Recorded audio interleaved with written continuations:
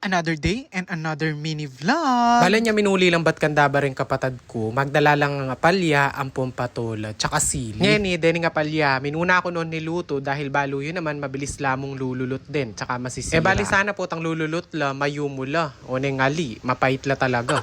Dininanda kami rin palang ebon itik din ni siping mimbale. So, atin na akong isahug kitang apalya. Anyway, numanton ko palang ebon itik. Kitang pwede yung gawan ebon maluto. Makanya na ating reject ang pong goods kenike kami, PMU ko, nung bisa ako saling marakalan. Atin la po kasing itikan. Ngayon numantong ko supplier, makanyan, pwede lang. Maranan ko nga may gising, tapos pengili ko retang apalya. Ninipisang kula, tapos bilos ng kong asin, tsaka danong mapali. Bangkat mabawas simpay. Nung yako mo, okay mo itang mapait. Tanya mo din nga be ko bale. Patse mapait siyang mapait, kanan.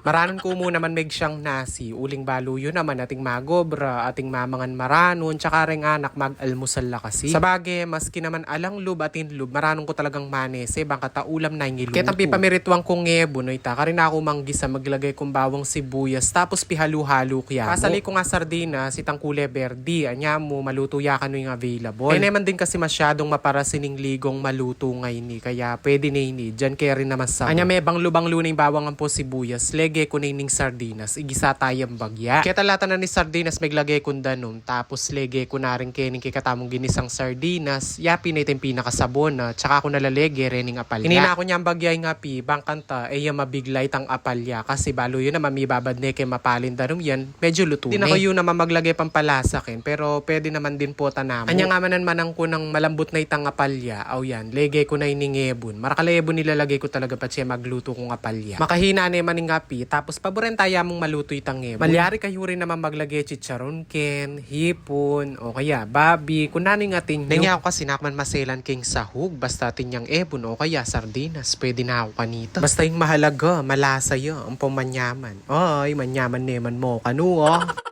Kapilan pa, magluto kong patola, diba? Okay, susunod dahil do kanya magluto na ako na namang patola kasi atin tamong free patola. Tapos man to na ako mulit sardinas. Only sardinas. Kaibat ko nga megluto, megpainawa kong bagya, kaibat mendilo ko, bayo ko nga mengan, kasi nga makilakad ko for today's video. Siyempre bayo ko mako, mangana ako, bangkanta medyo makatipid-tipid ko. Tsaka balo yun naman, medyo diet tambagya, kasi lata ng pamayad. Charis. Ko balo tating kong bagok ken, pero manyaman rin pa ng combination ito di nan mendita ka bagok kitang apalya. Anyway, dakal ko pa i-upload the vlog. So, abang-abang kayo mo. Don't forget to like, follow, and share this video. Baka updated kayo karing i-upload ko. Siyempre, mag-subscribe kayo rin kitang YouTube ko. Tapos, ken TikTok, bangkanta, akakitsu ko, nuno karing comment munta. O, diba? Pakalat-kalat ko mo. Ganun.